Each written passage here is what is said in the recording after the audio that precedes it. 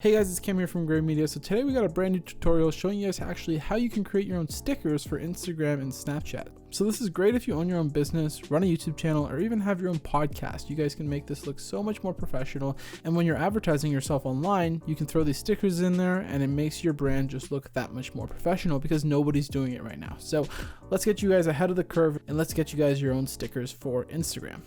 So this works the same way across all the different platforms, depending if you're using Canva, Photoshop, or any other photo editing software. I decided to use Photoshop because that's just what I'm comfortable with, but it works the exact same within Canva. The only thing that you guys are going to want to make sure of is that you guys can drop effects in there and save it as a transparent layer, this being a PNG file. Now that we have gotten that all out of the way, what I decided to work on was actually a sticker for my podcast that I'm currently working on, so that I can use this when posting clips on my podcast as well as interviewing people. I can just throw this in there and it shows the branding right within my Instagram story. When starting out creating GIFs, I do suggest using only colors. I know a lot of people have people moving around and stuff. There's just many layers that you're going to need to save, and it's a lot harder to do. So I suggest starting out with colors, figuring the colors out, and once you've mastered the colors, move on to the harder things. So with my logo, I've decided that I wanted to change the colors of the text that I was using, as well as changing the colors on the sound waves that I was using. This means that there's only going to be two aspects of my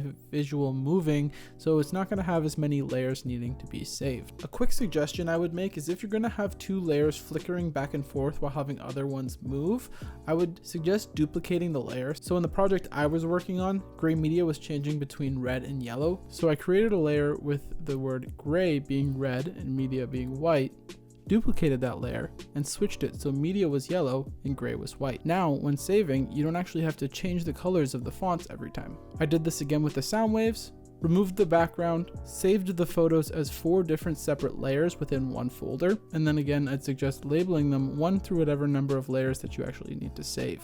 Now hop on the website gifmaker.me, upload your images, pick your canvas size, change the animation speed, whichever works best for your GIF, and go ahead and save and download that GIF. Now if you're on a Mac, airdrop that to your cell phone, and now you're going to want to hop into Instagram and create a story. Once you've created a story, go ahead and open up your images on your phone, click on the share button, go ahead and copy that image, open back into Instagram, and now it will show as a sticker that you can click into and use for your Instagram stories. So I hope you guys enjoyed this video. If you did, remember to drop a like on it. I'm definitely going to be creating more tutorials for Instagram as well as growing Instagram pages and how to make photography in the future. It's been Cam from Gray Media. I hope you guys enjoyed the video, and I'll see you in the next one.